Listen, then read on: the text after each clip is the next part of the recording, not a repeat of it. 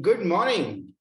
Good morning and welcome to your 5 a.m. cash flow mastery. And topic for today is emotional expenses that keep us poor. Let's learn. Let's learn how to think from cash rich mindset.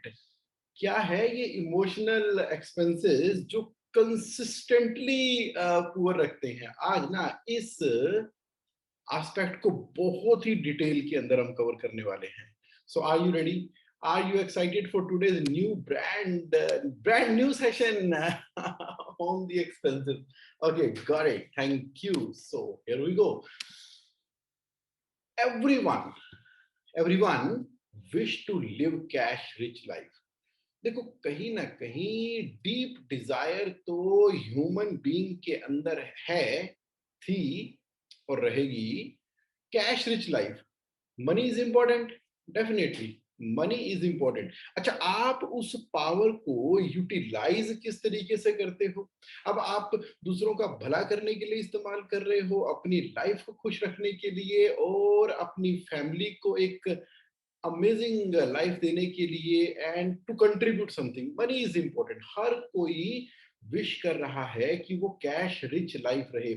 Spiritual connection जैसे ही लेकर आओगे तो आप देखो, spiritual connection के अंदर भी मनी इज इंपॉर्टेंट. स्पिरिचुअल के अंदर भी मनी इज इंपॉर्टेंट, बिकॉज ये ना एक मीडियम ऑफ एक्सचेंज है मनी, कैश रिच लाइफ. तो इसके अंदर हमने करना क्या है? But everyone wish to live cash rich life, but mostly fails. क्या करें? करना क्या है इसके अंदर? आज ना पूरी इन डेप्थ के अंदर इसी एस्पेक्ट के ऊपर हम डिटेल में बात करने वाले हैं. Why is that so? Review करें. स्पेंडिंग हैबिट की तरफ चलते हैं, जहां से मैं आज का टॉपिक लेकर आया हूं, इमोशनल एक्सपेंसेस. कहां जा रही है पैसे? Where money is going?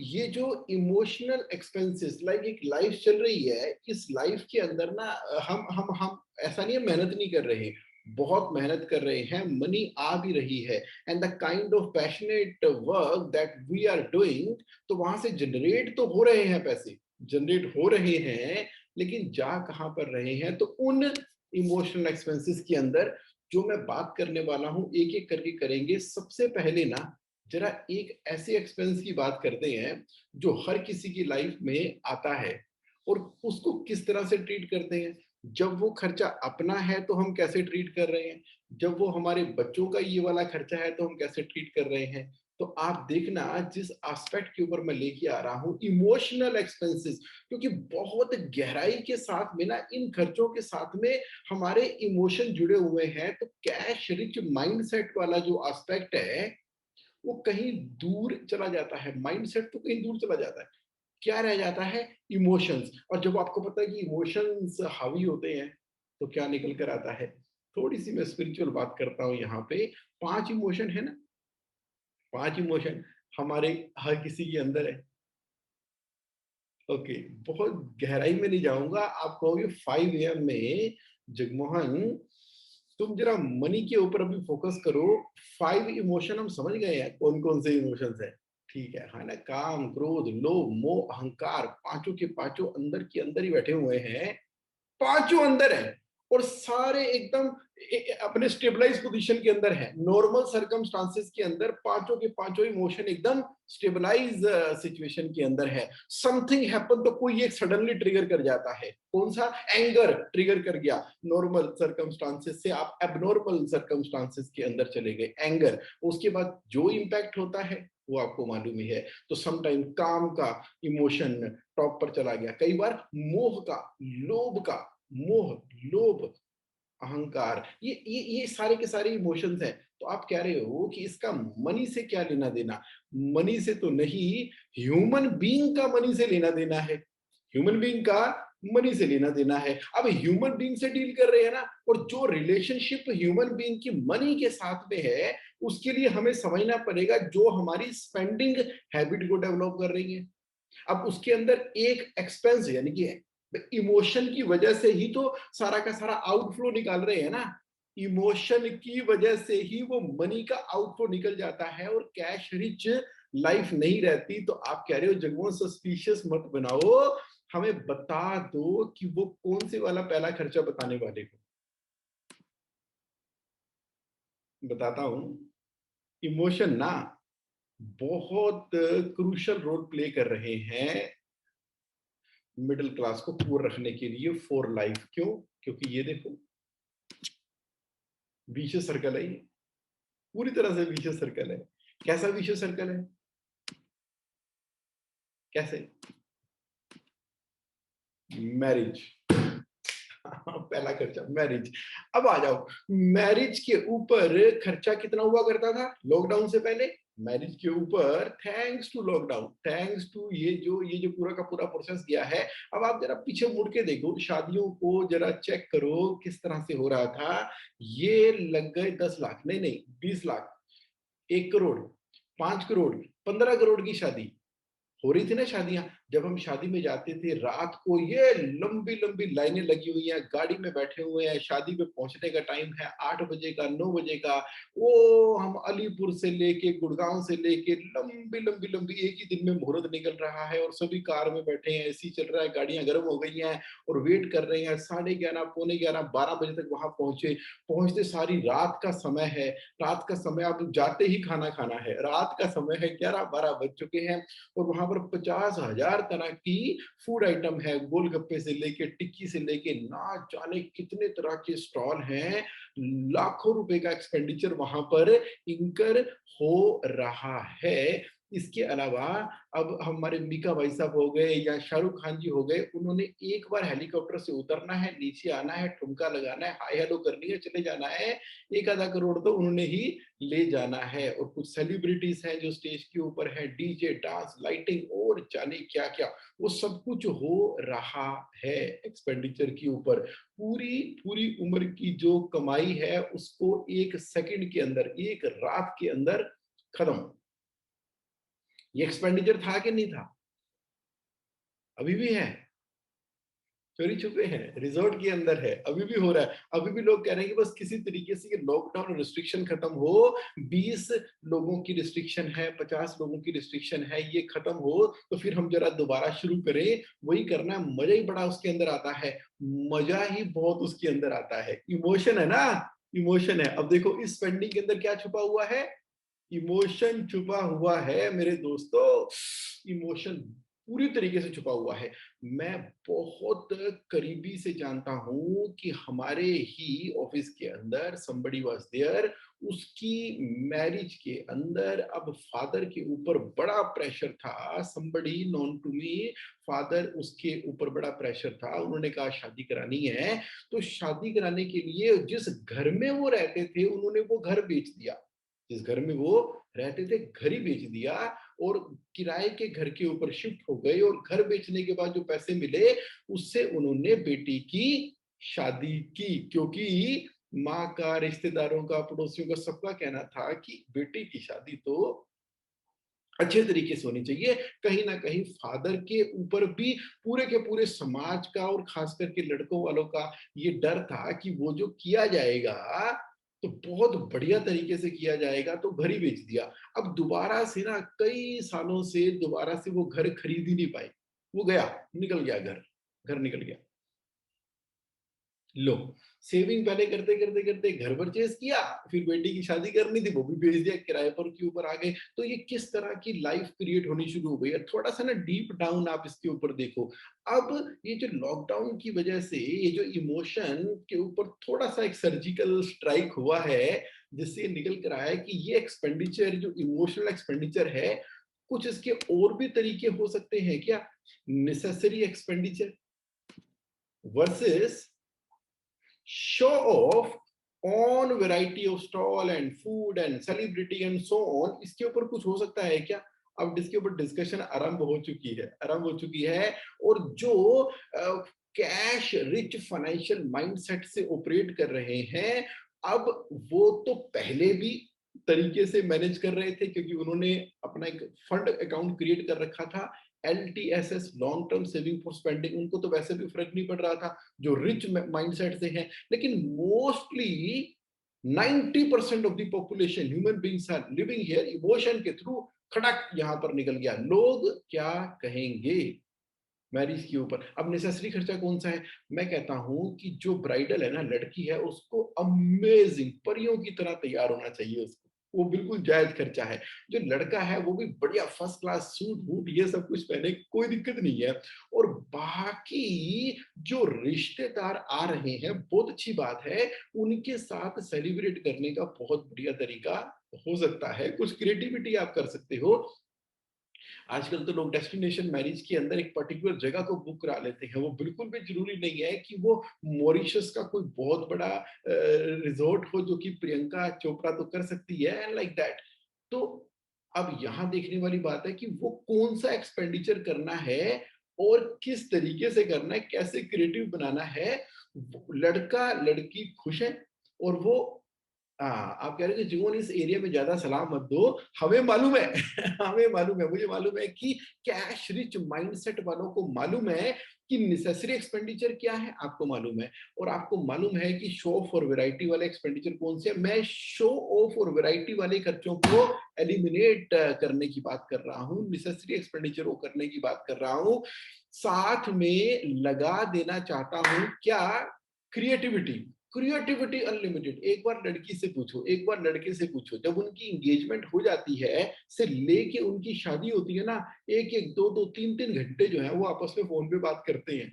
आजकल तो वीडियो कॉल पे बात करते ही हैं। उनको एक टॉपिक दे दो, उनको एक टॉपिक दे दो कि कैसी करनी है मैरिज आपने, जो कि अमेजिंग कैश रिच माइंडसेट से हो। सोचो लड़के लड़की दोनों का माइंड जो है वो कैश रिच माइंडसेट होगा, और कोई दबाव नहीं है समाज का कि ये शो ऑफ करना है नहीं करना है।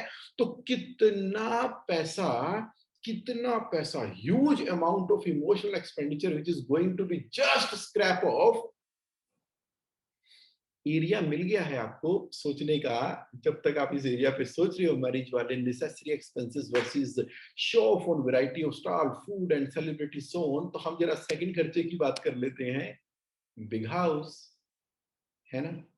घर तो बड़ा होना चाहिए, घर बड़ा होना चाहिए। अब बड़ा घर लेने के चक्कर के अंदर, अच्छा बिग हाउस की क्या डेफिनेशन है?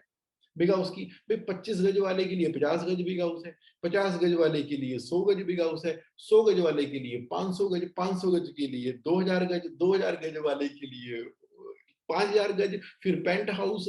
फिर करते करते करते ये ख्वाहिशें तो हमारे मुकेश अंबानी साहब ने जो मुंबई के अंदर जो इतना बड़ा घर बनाया, ख्वाहिशें तो वहां भी खत्म नहीं हो रही है। कहाँ खत्म हो रही है?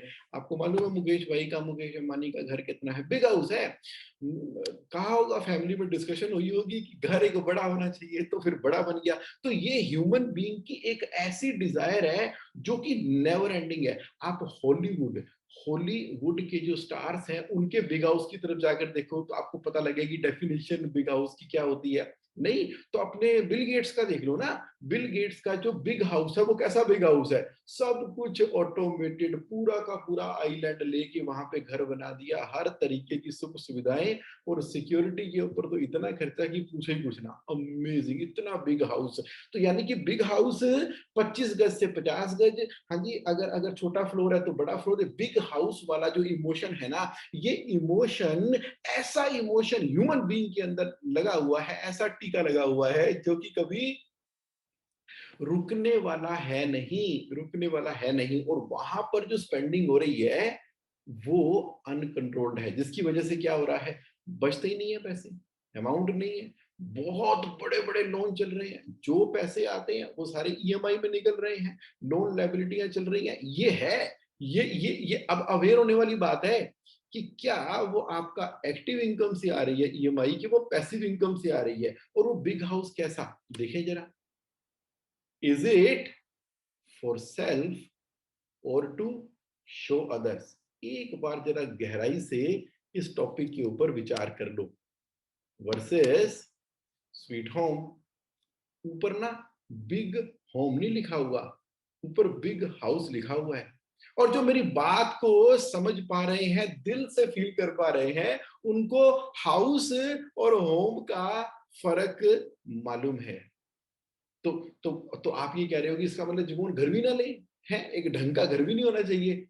ढंग का घर देख लो, आपका कैश फ्लो क्या कह रहा है, आपका जो फाइनेंशियल कंट्रोलर माइंडसेट है, जो आपका फाइनेंशियल कंट्रोलर माइंडसेट है, वो क्या बता रहा है big house versus sweet home के ऊपर। मैं सुबह सुबह 5 AM के अंदर आपको एक अपॉर्चुनिटी दे रहा हूं।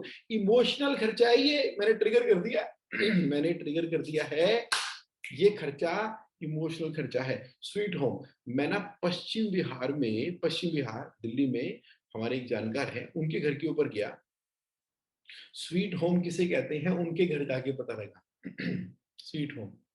अच्छा, पश्चिम बिहार में सोसाइटीज में रहते हैं, घूम घाम के हमने करके सोसाइटी में गया। अच्छी सोसाइटी है उनकी, मतलब सोसाइटी है, कोई होगा 150 गज का ही होगा। ठीक है, तो वहां चले गए। ठीक है, चलो सीढ़ियां चढ़ के 6th फ्लोर के ऊपर अंदर गए। जैसे दरवाजा खुला, लगा हम स्वर्ग के अंदर आ गए। एंटर करते सारी क्या शानदार उन्होंने वेलकम के हिसाब से कुछ लिख रखा है। राइट हैंड साइड पे जाते सारी इतना अमेजिंग ड्राइंग रूम तरीके से सजाया हुआ, और बिल्कुल नेचर जैसा लुक दे रखा है ड्राइंग रूम को। इधर जो है डाइनिंग टेबल पड़ा हुआ है, उधर किचन है, किचन के अंदर जिस तरह से उन्होंने काम किया, दीवारों के ऊपर जो उन्होंने कोटेशन स्लोगन्स लगा रखे हैं। बेडरूम के अंदर जाएंगे तो जो सितारे तारे लगाए हुए हैं बच्चों के लिए करने के लिए, उनके स्टडी के करने के लिए, उनके रहने के लिए बालकनी, किसी के पढ़ने के लिए कॉफी का मग, और ना जाने क्या अमेजिंग तरीके से उस 150 गज के मकान को, मतलब ऐसे दरवाजा खोल के दरवाजा बंद कर दो, जब उसके अंदर हो ना, आपको ऐसा लगेगा कि आप स्वर्ग के अंदर हो, स्वर्ग के अंदर। मैंने उनसे बात की, मैंने कहा वाह यार, ये तो मतलब कमाल है, आपने अपने मतलब क्या बना रखा है।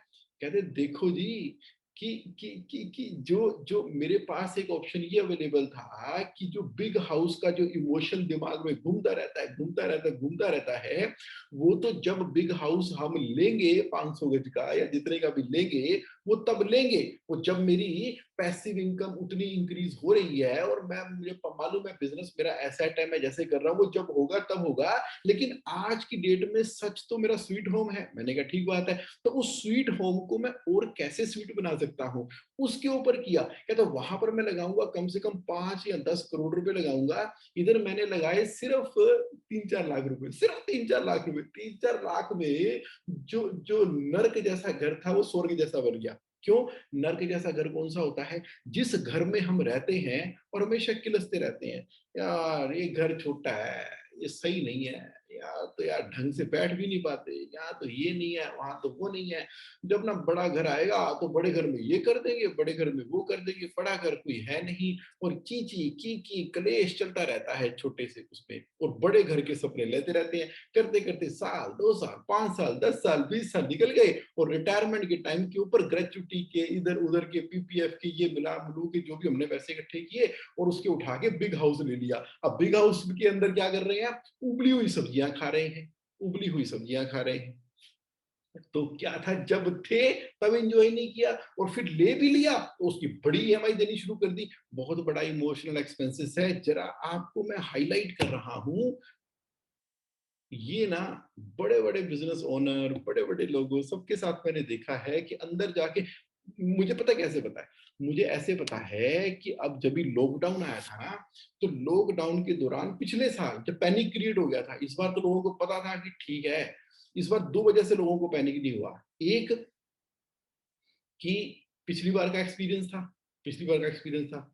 दूसरा, इस बार ना माहौल ही ऐसा चल रहा था, डेथ्स हो रही हैं, परेशानी हो रही है, हर किसी के अड़ोस पड़ोस के अंदर कोई ना कोई खबर आ रही है। तो अब ना इंसान एकदम स्थिर हो गया। उनको बोला कि लाइफ है ना, जान है तो जहान है, सब एक दूसरे के लिए खड़े हो गए, सपोर्ट कर रहे हैं, और सबका ध्यान हट गया। पिछले लॉकडाउन में सभी का ध्यान किस बात के ऊपर था, कि तूने पकौड़ियां बनाई है तो मैंने चटनी बनाई है, तो तूने गोलगप्पे बनाए हैं तो मैंने कुछ नई डिश आइटम बनाई है, और छत के ऊपर लूडो खेला, वो खेला। ये पिछले अप्रैल 2020 की बात कर रहा हूँ। 21 के अंदर सिनेरियो डिफरेंट था, प्रायोरिटी चेंज हो गई। देखो लाइफ को कौन डिसाइड कर रहा है? प्रायोरिटी डिसाइड कर रही है। तो हमारे जो इमोशनल एक्सपेंसेस हैं, now you are able to relate with that. आगे बढ़ते हैं।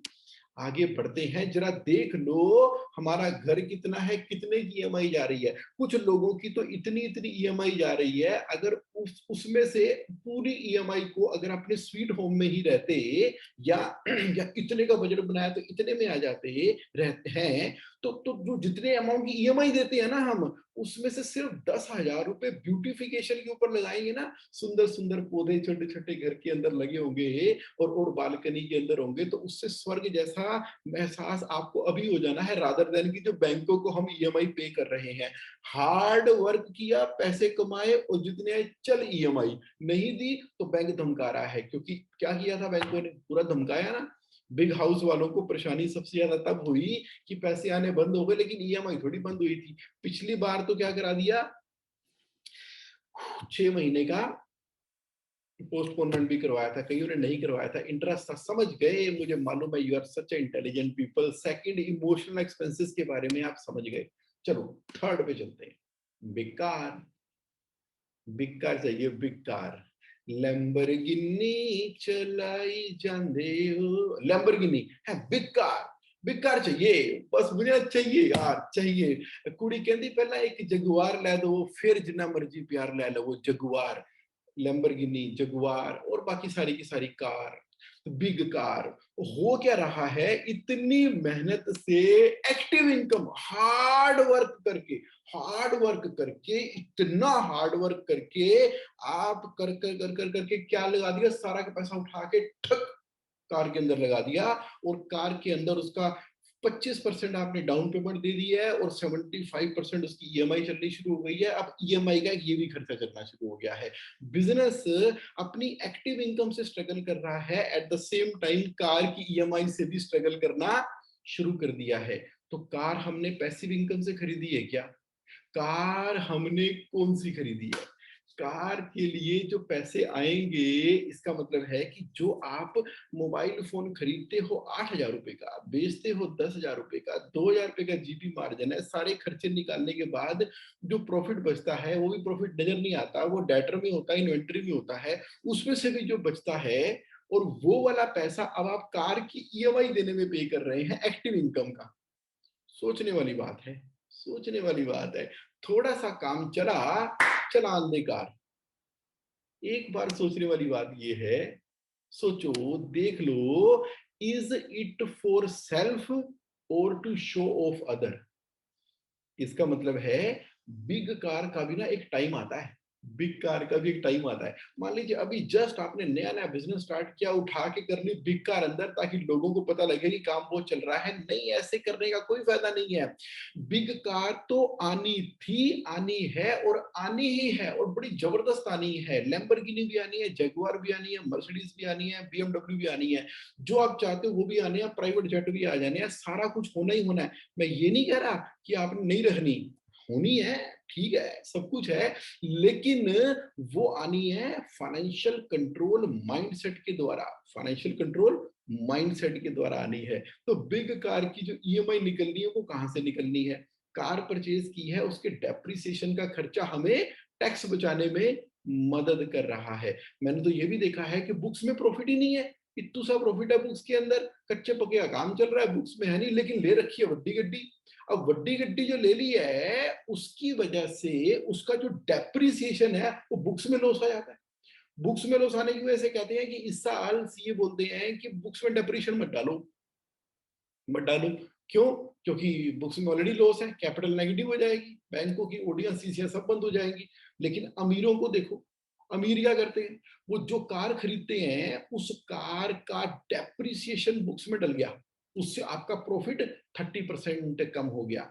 जो ईएमआई दी बिजनेस ने, उसका जो इंटरेस्ट वाला पोर्शन था, वो कंपनी में डल गया, खर्चा निकल गया, और बिजनेस को कोई फर्क नहीं पड़ रहा। बिजनेस इतना बड़ा है, इतना अमेजिंग है, उसका कैश फ्लो इतना मजबूत है उस बिजनेस का, कि कार की ईएमआई को तो एवं निकाल देता है, वो ऐसे ही निकाल देता है, कोई दिक्कत ही नहीं है, पता नहीं लगता है, एकदम बिल्कुल सब्जी के साथ धनिया की तरह। तो बिग कार वो बिजनेस अफोर्ड कर पा रहा है।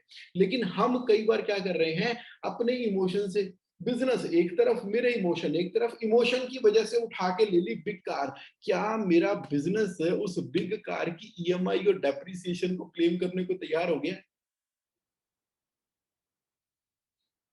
क्या वो तैयार हो गया? इसका मतलब है कि सेम कार आपको अर्निंग दे सकती है और सेम कार जिंदगी खराब कर सकती है। सेम कार अर्निंग दे सकती है, सेम कार जिंदगी खराब कर सकती है।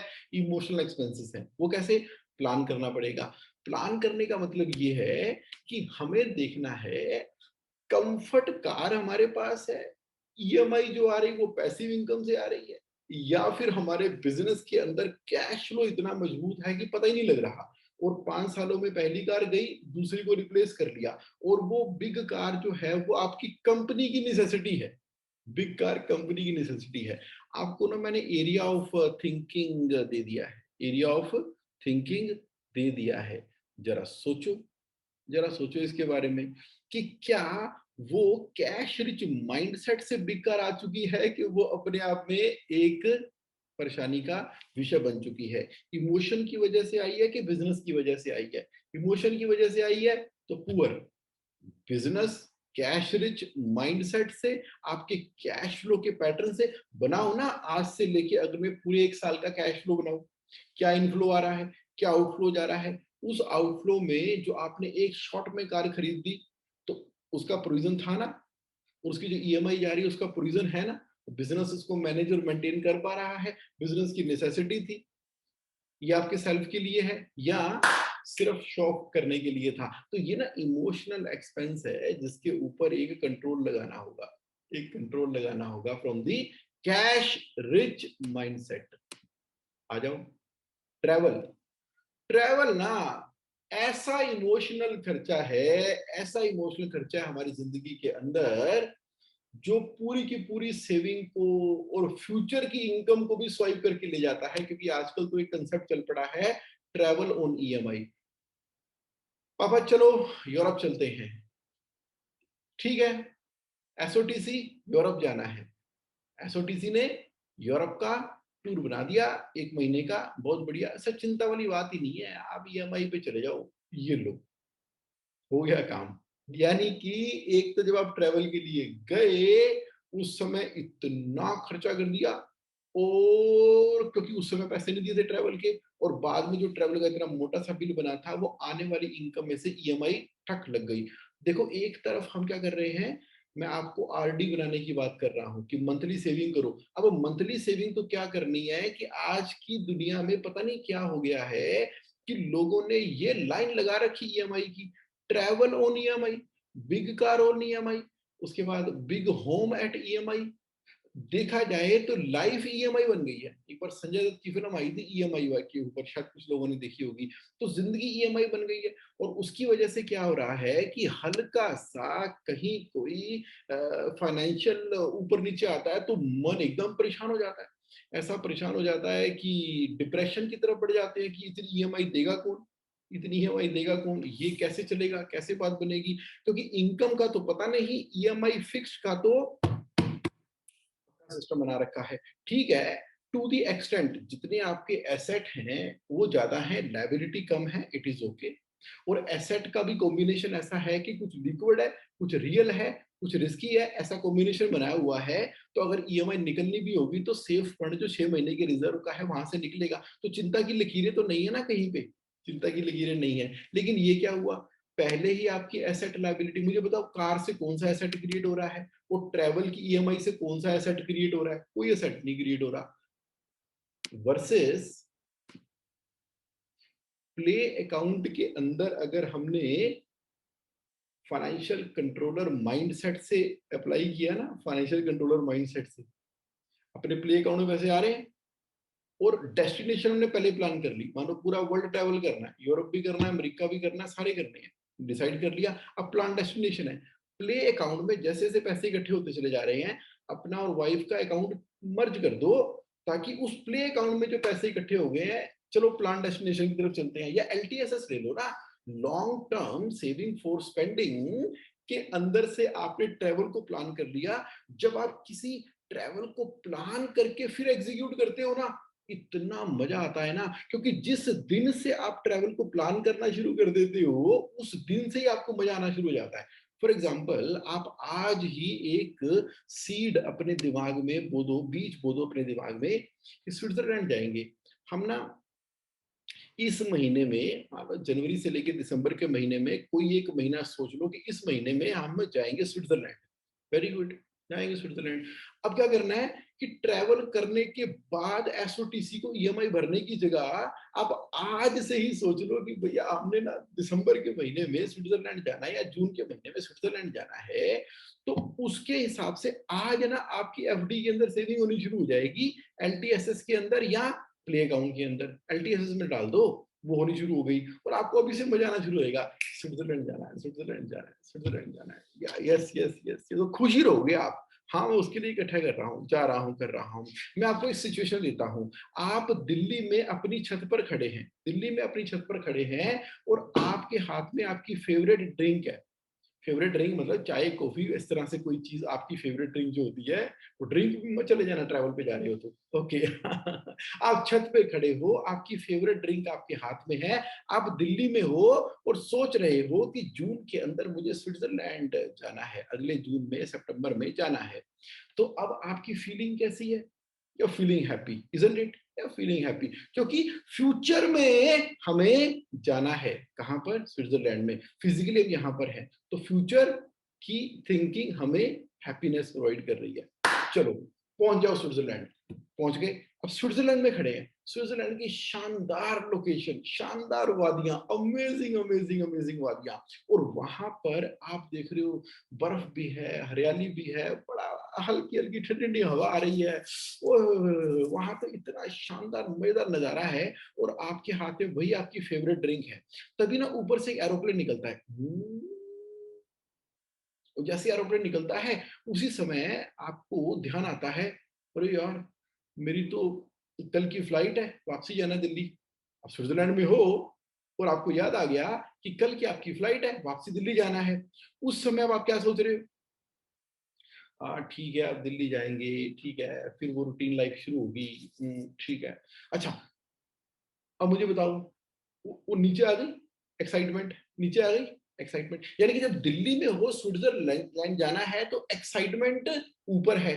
अब स्विट्जरलैंड में हो और अब आपको पता लग रहा है कि वापसी दिल्ली के अंदर आना, तो एक्साइटमेंट गई। इसका मतलब जिस मूवमेंट पे हम, जिस लोकेशन के ऊपर जहां पर होते हैं ना, तो हमारी हैप्पीनेस कौन डिटरमिन कर रहा है? हमारी इंटरनल फीलिंग डिटरमिन कर रही है। उस जगह पर होने के बावजूद भी उतने एक्साइटेड नहीं है जहां वहां जाने की एक्साइटमेंट है। ये ह्यूमन साइकोलॉजी है, इमोशन है भाई। इमोशनल खर्चों की तो बात कर रहे हैं। तो दैट मीन टू से कि ये हमने क्या कर लिया, ये हमने क्या कर लिया कि ट्रैवल पे चले गए, सारा का सारा ट्रैवल फाइनेंस करा दिया। फाइनेंस करा के उसको ईएमआई के ऊपर निपटा दिया, या जितने पैसे थे हमारी नेसेसिटी वाले उसको उठा के किसी तरीके से ट्रैवल तो कराओ यार, ये लांबा तो लाओ, परिवार वालों का लांबा तो लाओ, कराओ, खत्म कराओ। पूरा का पूरा वैनिश हो गया, पूरा का पूरा वैनिश हो गया। इमोशनल एक्सपेंस की वजह से पैसे निकल गए हैं। Now you are able to relate, you are able to relate कि ट्रैवल का जो इमोशनल एक्सपेंसेस है ये पुअर की तरफ हमें किस तरह से लेके जा रहा है, और कैसे हमने छोटी की जगह लंबी इंजॉयमेंट और एक्साइटमेंट को करना है, and creativity at its best.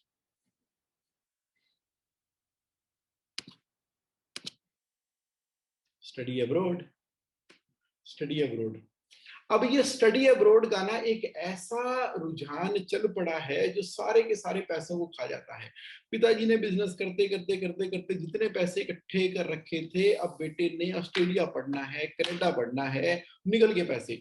मुझे अभी भी ध्यान है कि एक एक स्कूल के प्रिंसिपल हैं, सारी उम्र पहले वो टीचर थे, टीचर से बड़े करते करते करते करते करते करते करते करते वो प्रिंसिपल बने, प्रिंसिपल बनने के बाद रिटायर हो गए।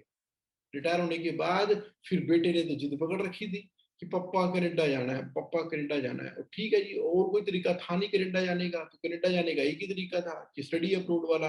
तो जो पैसे पूसे इकट्ठे किए थे वो सारे के सारे झोंक दिए उसके अंदर, और वहां जाकर उसको थोड़ी गलत संगत मिल गई, तो उसके साथ गलत हो गया। जो भी हो गया वो उस पर डिटेल में नहीं जाएंगे, चलो इस वाले पोर्शन को काट दो। तो यहां तक रहते हैं कि अब उसने क्या किया, स्टडी अब्रॉड के लिए जितने पैसे थे सारे के सारे स्पेंड कर दिए, सारे खत्म। इमोशनल खर्चा है, बच्चों के इमोशन के साथ में इमोशन छुपे हुए हैं। सोचो जरा, स्टडी अब्रॉड करना है वर्सेस जाएंगे, बाहर छोड़ेंगे नहीं, जाएंगे।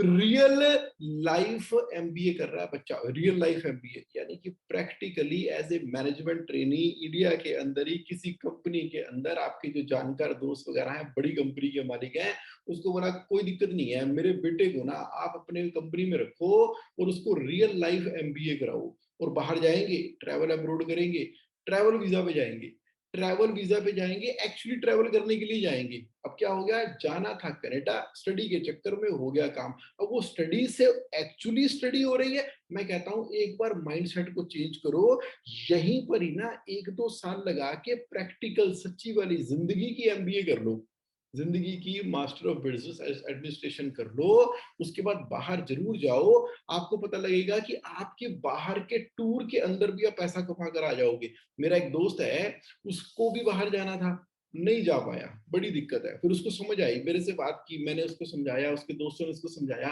हमने कहा कि भैया जो तूने बाहर पढ़ना है ये यूट्यूब के ऊपर ऑनलाइन ट्रेनिंग के ऊपर तू स्टडी करना, उसको एक्चुअली स्टडी करवा दिया हमने। फिर उसके दिमाग में एक आइडिया आया, वो जिस स्कूल में पढ़ता था उसका वो एलुमनाई का मेंबर भी था।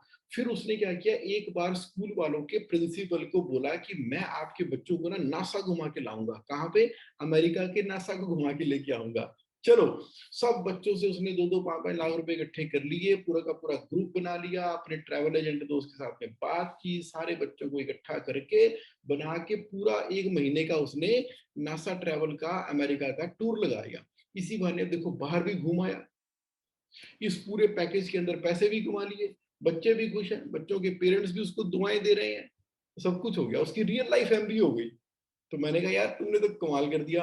कहता कमाल तो हुई यार, बस ऐसे ही बैठे बैठे आइडिया आया कि मैं जो स्टडी अब्रोड करने की सोच रहा था, क्यों ना बच्चों को ही नासा घुमा के ले आता हूँ, इसी बहाने बाहर भी हो जाएगा, रियल लाइफ पता भी लग जाएगा। और जब वो 1 महीने बाहर था तो वो ना उधर एक न्यू जर्सी में भी होकर आए थे, तो न्यू जर्सी में किसी बिजनेस ओनर के साथ में सेटिंग भी कराया, वो सेटिंग ऐसी कराया कि जब वापस आया तो 3-4 महीने के बाद उसने फिर उसको बुला लिया, वर्क वीजा देके बुला लिया, आज वो न्यू जर्सी में, आज की डेट में वो न्यू जर्सी में है। सारा कैसे हुआ, सारा इस तरह से हुआ कि जिस स्कूल में वो एलुमनाई मेंबर था, वहां के प्रिंसिपल और मैनेजमेंट कमेटी को कन्विंस किया, नासा को ट्रैवल करने के लिए विजिट किया, उसके बाद वहां पर उसने अपनी बिजनेस दिमाग लगाया एमबीए वाला, और वहां पर अरेंजमेंट की, और आज की डेट में वहां चला गया। हम क्या सोच रहे हैं, बच्चे बाहर सेटल हो जाएं, स्टडी अब्रोड करा दो उनको, स्टडी, और लाखों रुपए जितने अपने पैसे जोड़ रखे हैं ना, सारे स्वाह कर दो।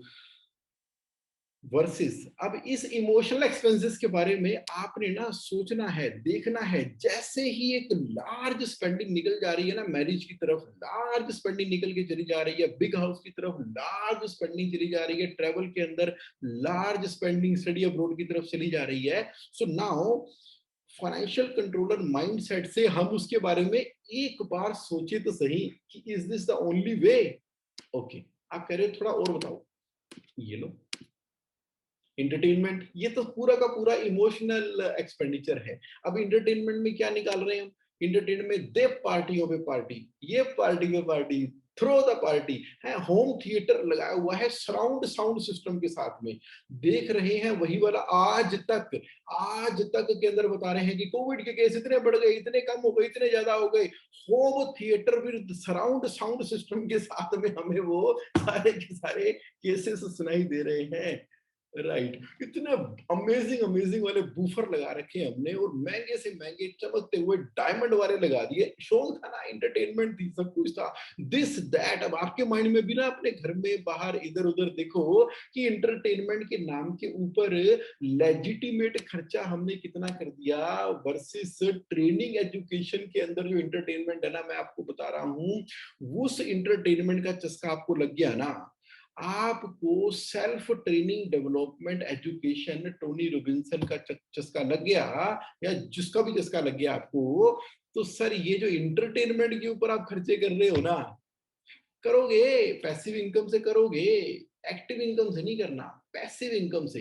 ये पैसिव इनकम क्या होती है पता लग जाएगा आपको बड़ी जल्दी, बहुत सारे लोग इसको कर भी रहे हैं, मेरे बड़े सारे सेशंस हैं जेएसए ऑनलाइन के अंदर, passive income, play account, 6 jar technology. अच्छा मैं दिखा देता हूँ मैं क्या कह रहा हूँ, मैं क्या कह रहा हूँ, अभी मैं इंटरटेनमेंट के ऊपर आता हूँ। बेसिकली जैसे ही आप जेएससी ऑनलाइन में जाओगे ना, JSA ऑनलाइन डॉट इन पे आप टिक करोगे तो इस तरह से पेज खुलेगा। अगर आप ऑलरेडी रजिस्टर्ड हो तो अच्छी बात है, लॉगिन पे क्लिक करो। अगर रजिस्टर्ड नहीं हो तो अवेल 7 डे फ्री ट्रायल पे क्लिक कर देना, तो आपको भी दिखना शुरू हो जाएगा। नाम, ईमेल, मोबाइल और कंपनी नेम डालना है। कहाँ पर? JSA ऑनलाइन डॉट इन पे। तो JSA ऑनलाइन डॉट इन पे गया, लॉगिन पे क्लिक किया। लॉगिन पे क्लिक करने के बाद जब आप आएंगे, अपनी रजिस्टर्ड आईडी से एंटर कर लेंगे, तो ये JSA ऑनलाइन का पेज खुल गया है। तो अब मैं आपको क्या बता रहा हूँ, ये जो 6 जार टेक्नोलॉजी की मैं बार बार बात कर रहा हूँ ना, प्ले अकाउंट में से कर लेना, आप इसको लॉन्ग टर्म सेविंग और स्पेंडिंग से कर लेना। आपने क्या करना है, इसके इंडेक्स में जाकर ना एक बार, बस एक बार आप 6 जार टेक्नोलॉजी की वीडियो, उसका राइटअप फॉर्मेट देख लो, वीडियो देख लो, उससे काम हो जाना है। कहाँ गए? इंडेक्स पे गए।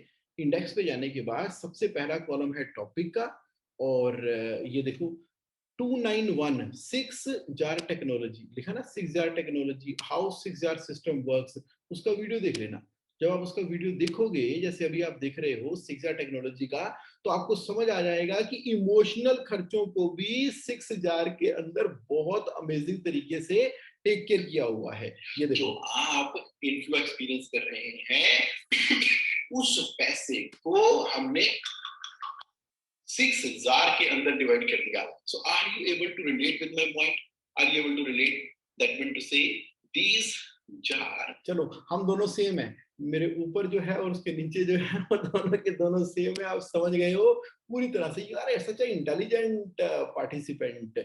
आप ये समझ गए हो कि आपको ये समय लगेगा, देख लेना, ताकि आप इमोशनल खर्चों को किस तरह से करने वाले हो कंट्रोल, फाइनेंशियल कंट्रोलर माइंडसेट के साथ में। तो इंटरटेनमेंट के ऊपर आपने देखना है कि आपकी ट्रेनिंग एजुकेशन के ऊपर खर्चे आ रहे हैं कि आपके खर्चे आ रहे हैं वेस्टफुल खर्चे के ऊपर। Yes, yes. अमित मिश्री यार, T Harv is our mentor, है ना? क्या amazing. T stand for the Harv Eker. Okay, yes, आ जाओ आगे बढ़ो। अनकंट्रोल्ड डिजायर ऑफ किड्स, सारे पैसे कहां निकल गए? Uncontrolled Dzire of kids. देखो, किड्स की डिजायर का तो कोई अंत ही नहीं है।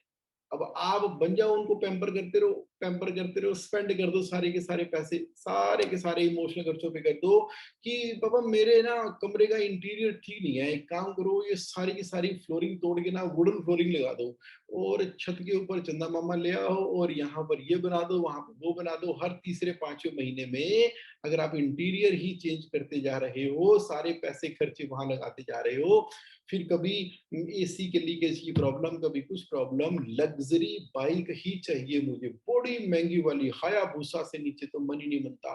मोबाइल होना चाहिए तो एप्पल का भी टॉप होना चाहिए, लैपटॉप होना चाहिए तो एकदम बिल्कुल कॉस्टली हीरे लगे हो उसके अंदर, और पार्टियां तो देते ही रहना दोस्तों को। Uncontrol desire of kids. अब ये कौन सी एजुकेशन दे रहे हैं हम बच्चों को? ये बच्चों को हम फाइनेंशियल कंट्रोलर माइंडसेट दे रहे हैं, उनको कैश रिच लाइफ दे रहे हैं, कि शुरू से ही एक तो अपनी अपनी वेल्थ स्पॉइल कर रहे हैं, ऊपर से बच्चों को भी परमानेंटली स्पॉइल्ड किड्स बना रहे हैं। ऐसा तो मुकेश अंबानी भी नहीं करता। ऐसा तो मुकेश अंबानी भी नहीं करता। मुकेश अंबानी ने क्या किया, आप गूगल पे सर्च कर लेना अपना मुकेश अंबानी। उसकी बेटी कहती है, अपने दोस्तों को टोर मार रही थी वो, जहां बाहर पढ़ने के लिए गई हुई थी, अरे मुझे लेने तो प्राइवेट जेट आएगा, मुझे प्राइवेट जेट लेने के लिए आएगा, सीधा वहां से आएगा, और मेरी एंटीला जो मुंबई में घर है वहां पर हेलीकॉप्टर से उतरूंगी। ये बात कहीं ना कहीं मुकेश अंबानी के को पता लग गई। ऐसा मैंने सुना है, अब कितना सच है कितना सच नहीं है, लेकिन मैंने किसी अच्छे रिनाउंड से ही सुना।